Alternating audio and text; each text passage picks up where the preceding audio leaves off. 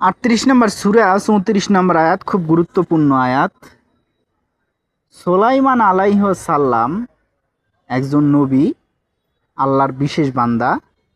তিনি এক রাতে বললেন যে আজকে আমি ইচ্ছা পোষণ করলাম, সহবাস করবেন, স্ত্রীদের সাথে সহবাস করবেন, সেই ইচ্ছাটা প্রকাশ করলেন। মানুষকে বললেন যে আজকের রাতে আমি 100টা স্ত্রীর কাছে যাব। তার ছিল 100টা স্ত্রী, তার বাবার ছিল 99টা স্ত্রী। 100টা স্ত্রীর কাছে যাব, মিলন করব এবং প্রত্যেকের গর্ভে ছেলে সন্তান হবে এবং সেই ছেলে সন্তান আল্লাহর পথে যুদ্ধ করবে, জিহাদ করবে। চুপ, আর কোনো কথা বললেন না। পাশে থেকে একজন জ্ঞানী ব্যক্তি বললেন যে ইনশাআল্লাহ, আল্লাহ যদি চাই। এরপরে তিনি সেই রাতে সহবাস করলেন। কথাটা বোঝেন, 100 জন স্ত্রীর সাথে মিলন করা, এটা কেমন ধরনের শক্তিশালী জোয়ান তাগড়া পুরুষ হইতে পারে। আল্লাহু আকবার। 100টা স্ত্রীর আজকের রাতেই বিয়া সহবাস করবে।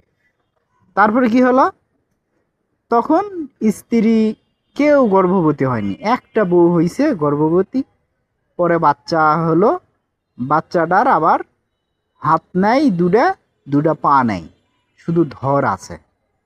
সেই ধর নিয়ে আসা সুলাইমান আলাইহিস সালামের যে সিংহাসন, সেই সিংহাসনে রাখলেন।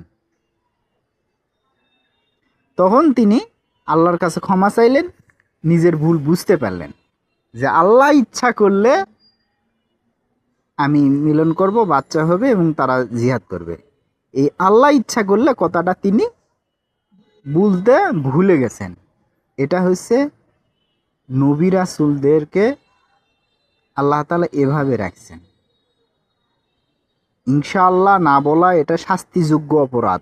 আপনি তো সারাদিনে পটর পটর কইরা বাড়ির যাবেন, এই খাবেন, ওই খাবেন, বাড়ি ঘর সয় সম্পত্তি করবেন, আচ্ছা দিমুনি টাকা পয়সা, চিন্তা করিস না, আরে আসি তো বলিছেন না, এলা শাস্তিযোগ্য অপরাধ। আমাদের নবী ইনশাআল্লাহ বলেনি, আল্লাহ চাইলে এই কথাটা বলেনি, এই জন্যে তার ওহি আসা বন্ধ হয়ে গেছে। মানুষ কষ্ট দিচ্ছে যে মোহাম্মদকে তার আল্লাহ বাদ দিয়ে দিছে। আল্লাহ তখন বলতেছে, মোহাম্মদ আপনি এভাবে কথা বলবেন না, আল্লাহ চাইলে এইভাবে কথা বলবেন, আল্লাহ যদি চাই তাহলে এই কথাটা যুক্ত করে কথা বলবেন, ভবিষ্যতের কোনো কথা। ওয়ালাকাদ ফাতান্না, আর আমি ফিতনায় ফেলে দিলাম সুলাইমানকে। ফিতনা মানে কি? এনে ফিতনা অর্থ কি নিবেন? দাঙ্গা হাঙ্গামা ফাসাদ। কোরআনের অর্থ করবেন না। ফাতান্না মানে ফিতনা, ফাতান্না মানে এখানে পরীক্ষা।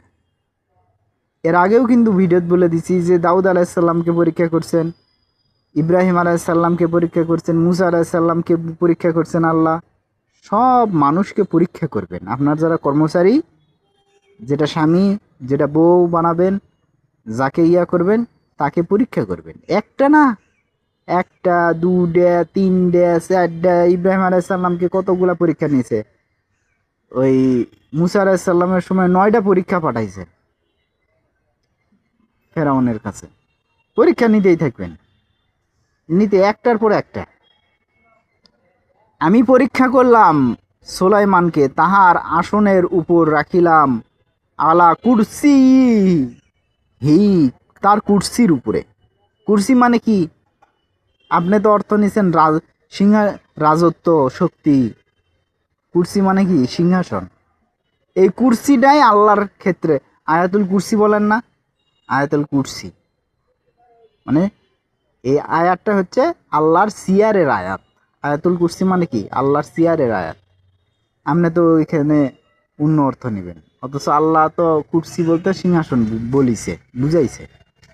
জাসাদান একটা ধর, সুম্মা আনাব, অতঃপর সে আমার অভিমুখী হলো। নবীরাজ কি অভিমুখী থেকে দূরে যায় না? ক্বালা রব্বি গফিরলি, হে আমার প্রতিপালক আমাকে ক্ষমা করেন।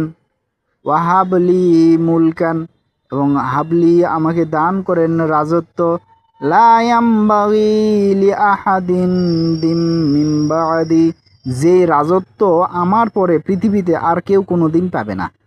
ইন্নাকা আনতাল ওয়াহ্হাব, নিশ্চয় আপনি ছাড়া আর কেউ, আপনি হচ্ছেন পরম দাতা। বুঝেননি কথা? আমাকে এমন একটা রাজত্ব দেন যে রাজত্বটা আমার পরে আর কেউ পাইবে না। পৃথিবীতে কোনো দিন কেউ সুলাইমান আলাইহিস সালামের সময় রাজত্ব পাবে না। তিনি সারা পৃথিবীর রাজত্ব করছেন। গোটা পৃথিবীর পক্ষীকুল তার কথা শুনতো, তাকে ছায়া দিত, জিনেরা তার হুকুম শুনতো, বাতাস তার কথা শুনতো। পাবেন এই ক্ষমতা গোটা পৃথিবীর?